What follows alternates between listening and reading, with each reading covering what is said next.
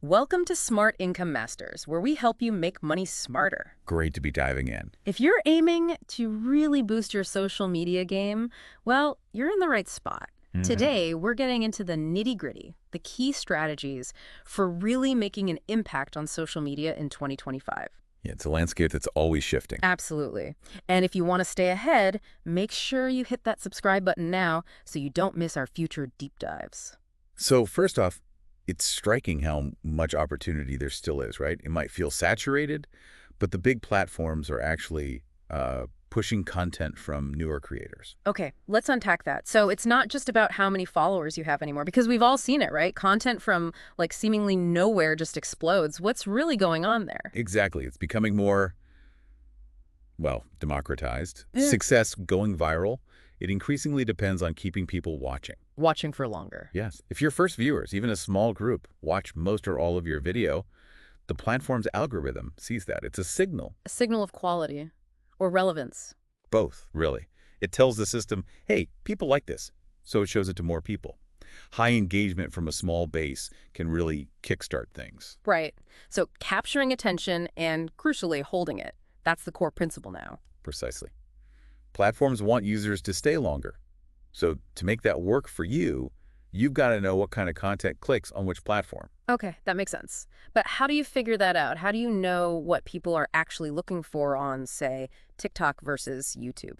Well, there are tools out there, online resources where you can actually research popular topics, questions people are asking within your industry on specific sites. Ah, so you can see what's trending or what people are searching for related to your niche. Exactly. You find those hot topics for YouTube or Instagram or TikTok and you focus your content there. It just boosts your odds of getting views. Research first. Target the platform. Got it. But even then, you need to stop the scroll, right? That first impression. Oh, the hook is absolutely critical. Attention spans are, well, famously short these days. You need something compelling right at the very start. Like instantly. Instantly. Otherwise, they're gone. Okay, so you hook them fast. But how do you keep them engaged through a longer video? People might drop off. That's where you can use, let's call them subhooks, little teasers throughout the video. Subhooks. Like signposts. Kind of. Yeah. Signaling interesting points coming up. It's like saying, stick around, the best part is next. Keeps curiosity up. Interesting, like mini cliffhangers within the content itself. Now, what about AI? It's everywhere. How's that changing the game for social media growth? AI is huge behind the scenes. Mhm. The platforms use really sophisticated AI to track what users watch, what they like, what they skip. To predict what they'll want to see next. Exactly, and that's why content from accounts with hardly any followers can suddenly take off. The AI finds the audience for it based on viewing habits, not follower counts. So the AI is getting better at matchmaking content and viewers. Definitely. Which just reinforces that idea. Engagement is king. The longer Yeah. people watch, the more the AI learns this is good content, the wider it gets pushed. Right, feeds the machine. Can you give some like real world examples of how this plays out? We see these viral hits. Yeah, think about those unexpected viral moments. Someone just doing something simple, maybe skateboarding, or someone just talking authentically about something specific. And they have maybe, what, 10 followers beforehand? Sometimes. And suddenly, millions of views. It proves the point, doesn't it? Mm-hmm. The content itself and how engaging it is, that's driving the reach now, much more than just who you already know. Content resonance triggers the algorithm. Okay, so are certain platforms better for specific goals? Like, should my strategy change depending on whether I'm using Instagram versus LinkedIn? Oh, absolutely. They have different strengths. For B2B, business to business stuff, one platform is still king, LinkedIn, presumably. right? Then for like evergreen content, how-tos, learning, YouTube is massive. It's almost more like a streaming platform now. Less social, more video search engine. You could say that. Then your visual platforms like Instagram and TikTok, they're great for what's happening now, trends, current events, and Facebook still has a strong hold on older demographics, So you really need to tailor your approach. definitely. And it's worth knowing that right now, several platforms, X, Instagram, YouTube, Shorts, they seem to be really prioritizing discovery. Your content has a good shot at reaching people who don't follow you. Okay, good to know. Focus on those discovery engines and customize. What about the actual process? What's a common mistake people make when trying to create content? Just posting randomly, Yeah. throwing stuff out there without much thought. If your posts consistently get low engagement, well, that can actually hurt you. Hurt you how? The algorithm learns your content doesn't keep people interested, Hmm. so it might show your future posts to fewer people. It's like digging yourself into a hole. Right. You don't want to train the algorithm the wrong way. So what's a smarter workflow? One effective strategy is using a platform like X as a kind of testing ground. X. Why X specifically? Because, generally speaking, posting frequently there, even if some posts don't hit, it doesn't seem to penalize your future reach quite as much as on other platforms. You can experiment more freely. Interesting. So like a social media lab. Test ideas, maybe text posts, short videos, see what resonates. Exactly. Test different angles, different hooks.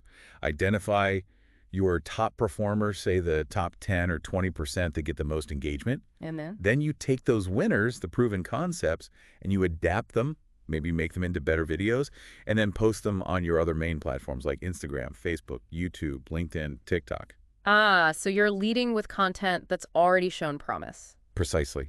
It drastically increases your chances of getting good engagement right off the bat on those other platforms. I've used this strategy myself. It's how I managed to build up millions of followers across different places. Wow, okay.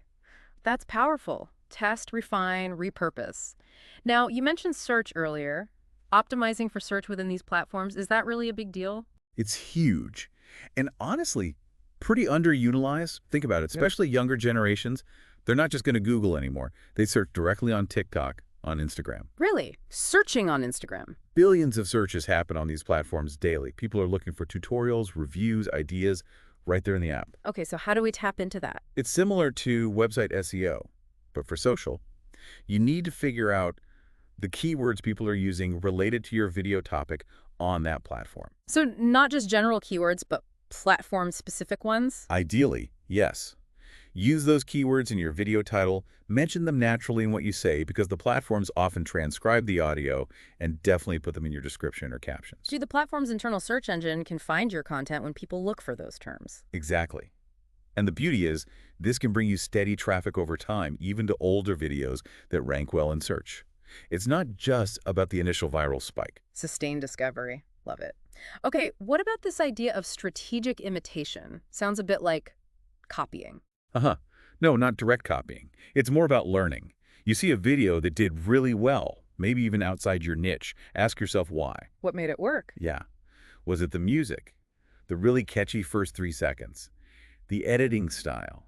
The humor? You identify those successful elements. And then apply those principles to your own stuff. Right. You take those winning ingredients and use them to cook up something original in your own field. Maybe you see a make money online video format that's popular, and you adapt that structure to talk about AI tools for marketers, for example. Learn the formula, then innovate within it. Makes sense. Now, growth often requires consistency, putting out a good amount of content. How do you scale production without burning out? Repurposing is absolutely key here, that workflow we talked about. Testing on X, turning winners into videos. Yeah. And you can take it further. Turn the video script into a podcast episode, like this. Use AI tools to pull out key points for blog posts. There are even AI tools now that analyze your long videos and automatically find the most engaging short clips for you. Okay, so AI can help streamline the repurposing part too. Definitely. Create once, distribute many times in many formats. What about getting help? When should someone think about building a team, even just freelancers? A good signal is when brands or companies start reaching out for paid partnerships or collaborations. That means you've built something valuable. An opportunity to monetize. Right. And scaling that often requires help someone to research, script, edit. It frees you up to focus on the core content and strategy. Even an intern or a virtual assistant can make a big difference. Match the scaling investment with the revenue potential. Smart. Okay, last big topic. We're building audiences on these platforms, but we don't really own them, do we? Algorithms change. That's the inherent risk, isn't it? Yeah. Relying 100% on platforms you don't control.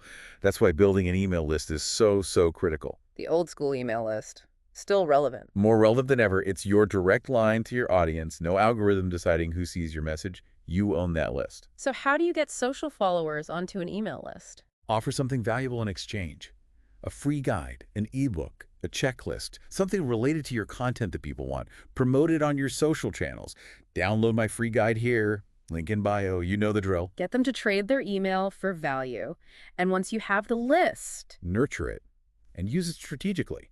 When you post a new YouTube video, email your list. Tell them about it. That initial wave of viewers from your dedicated fans gives the algorithm positive signals. Use the list to boost your social engagement. Clever. And of course, you can use the list to sell product services, promote affiliate offers. It's a powerful asset, totally independent of social media whims. There are easy-to-use, even free email platforms to get started. Own the connection. That seems like a recurring theme. It really is. Mastering social media in 2025 isn't just about chasing viral moments.